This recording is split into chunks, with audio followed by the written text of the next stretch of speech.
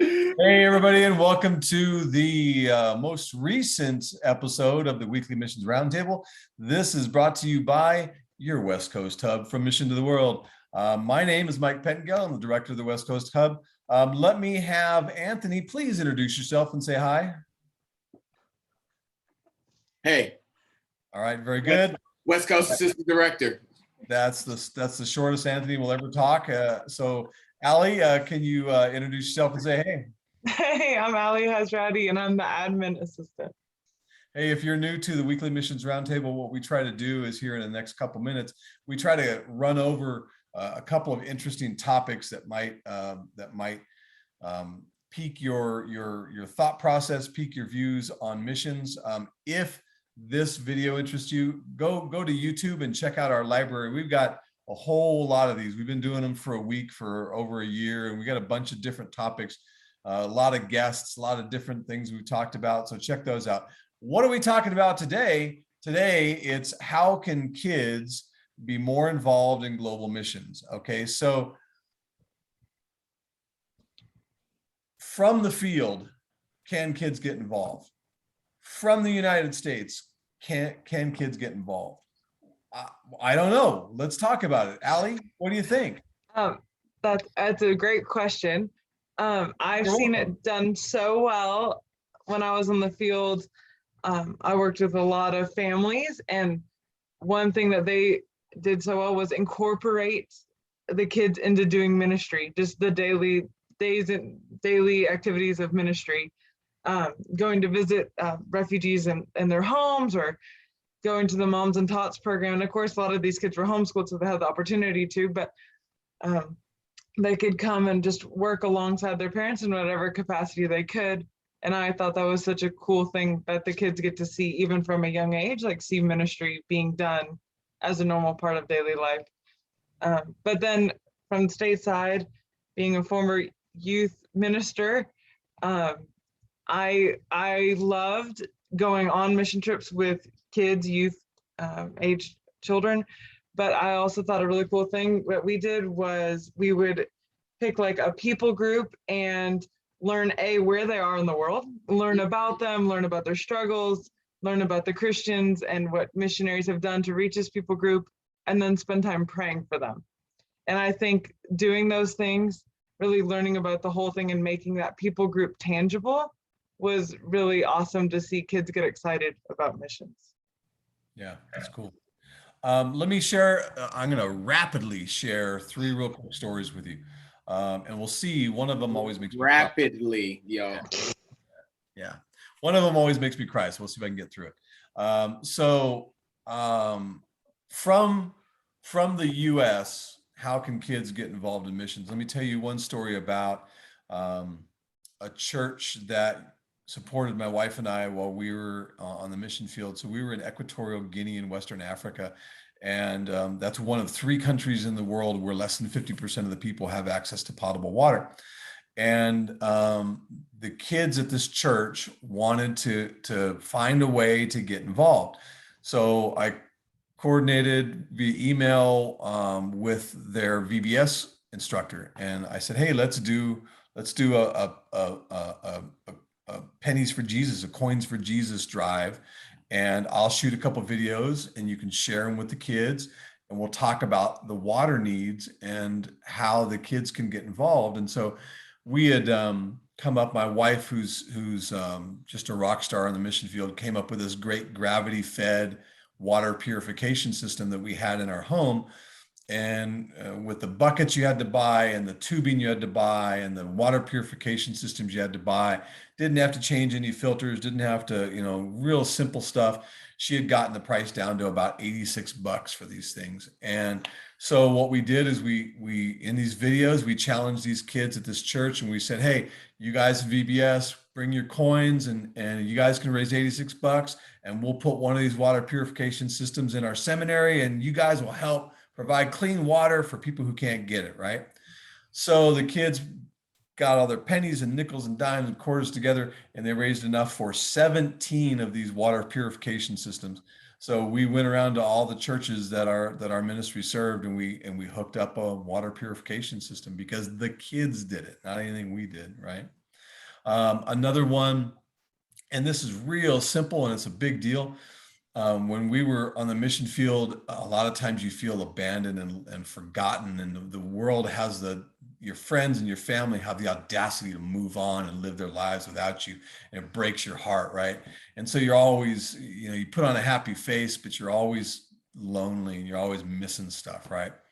And without any solicitation, anything, one Sunday school teacher in a church that supported us had all the kids in the entire church write individual messages to us as individuals, right? And we went to the post office when I brought this box, and I'm like, oh, cool, we got a care package, but it's kind of weirdly light. And we opened it up, and my wife and my daughter and I sat there and cried for about 3 hours as we read all these individual notes to us. And we took them, and we took sticky tape and we put them all over our walls. And for about 1.5 years, we had these kids' letters in our living room all over the place. It was the coolest thing just to have someone tell you that they loved you. And kids, I didn't know, man. It didn't mean, it meant the world to us, but it didn't mean anything to who they were. But they said they loved us. And so the next time we got to visit their church, man, I was happy to preach to the adults and give the message to the adult. Fine. I wanted to go into the Sunday school and tell those kids how awesome they were and tell them what they made a difference to our lives. So those are two things. Maybe one last one on the mission field. I think it's imperative. Don't let kids stop you from going on the mission field. Oh, my kids are going to grow up in a weird way, in a weird country, in a weird culture. Man, let me tell you what, my daughter grew up on the mission field, and her husband grew up on the mission field. And what you have is if you are involved in missions and you're in another country. My daughter and my son-in-law ended up getting to their freshman year of college being completely bicultural, completely bilingual, and having an experience in life that not even 1% of their classmates had. And it ends up, my daughter's now 25 years old, and she spent her formative years in the mission field. And she is the type of person I would love to have as my next door neighbor, let alone my daughter.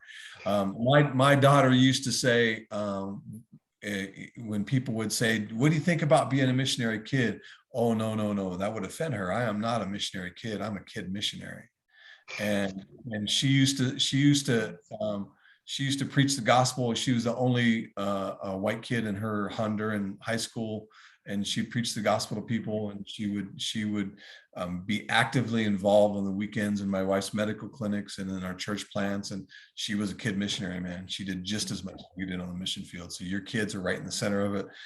If you are being withheld from the mission field because you think it's going to mess your kids up, it's going to bring them closer to Jesus, and that's all you need. Dang, that was good. That was good. Allie. Tough act to follow, dude. Hey, good luck. Anthony, it's your turn. Your turn. He's not. You know what, guys, listen, let me tell you something funny. Sometimes, your boy can just be all over the place. So it's my turn. I have to follow up that beautiful act. And I'm the one who did the outline. So I'm mad at myself. Never again. No, one way. Oh, that was awesome. One way that your kids can be involved, it's real simple. It's exactly what Mike said, but have your kids become pen pals with other kids on the field. The children on the field need friends, and hopefully by God's grace, they adjust on the field, they make friends on the field, but they also need friends. I don't want to use the word need, but it's a blessing to have friends from your home country as well, right? So what about the church that sent you out? So it's not just some random kids, writing to, some other random kids. It's kids that your children know on the field. So how about saying, hey, kids, you know how we support this missionary family and they have kids. Every month, we're going to write a letter. Every month, you're going to write a letter. You're going to let them know about how you're doing, about different things that you're involved in, maybe put in, something cool for them, a trading card, a Pokemon. This is my age now. Pokemon card, you know what I mean? I would have loved a nice holographic Charizard card if I was on the field. So find something that maybe the kid missionary enjoys, and then let your kids just have fun and write each other and talk to one another. And that really builds this relationship where your child is involved in the work of global missions. Because why? Healthy missionaries is what we want. That's why MTW is so focused on training our missionaries. We just don't want people out there sharing the gospel. We want healthy missionaries. And one part of being a healthy missionary is having healthy relationships and really focusing on the kid missionaries on the field as well. So have your child write to another missionary child on the field as well. That's one. Number two, if you go to our West Coast Hub page on YouTube and go to our virtual, our VBS videos and look for the Church Family Uganda. If you want to see how you can have your kids involved in the work of global missions and allowing them to make the ministry their own, that it's not just mom and dad's ministry, it's as much my ministry as it is theirs. I'm sacrificing as much as they're sacrificing as well. This is our ministry. And if you want to see how ministry can be fun and how it can be interactive, please trust me, go to our YouTube page, look for our VBS videos and look for the Church Family video in Uganda. And it's, I believe it's the Some Good News that you'll see. It's amazing.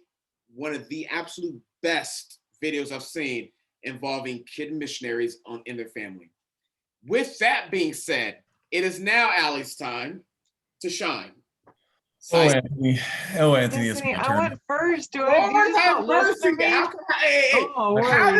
do I keep forgetting this? Guys, listen, Making it rain, making it rain. oh my gosh, I am tired. It has been a long day. Hold on, Anthony, push the mute button. Push the mute button, right? It's right there. It's right there. Push that mute button. Bye, guys. So here's the thing. If you guys, if this video has caused you and your family and your kids to get more excited about missions, and you want to learn about missions, you want to hear what's going on, how you and your family can get more involved in missions, there's a link here somewhere. I don't know, it's up there, and it tells you that it says the Get Involved link, right? If you fill out that Get Involved link, then Anthony or myself are going to contact you and your family and your kids, and we're going to tell you how you can be more involved in missions, and we'll help you out. You and your church and your family, you want to get more involved in missions, fill out the Get Involved link. We'll take care of you. If you want to learn more about what's going on in missions, and you want to follow us and see how we can be a part of getting you and your church and your family more involved, then check us out on Facebook. You can do a search for MTW West Coast. Go to YouTube and you can do a search for MTW West Coast. You'll find a lot of videos to check out. And we just want to provide resources for you and your church on missions. And if we can answer any questions, let us know. That's what we're here for. All right, everybody. Thank you very much. Anthony, you're off timeout. Say goodbye, everyone. Bye, guys.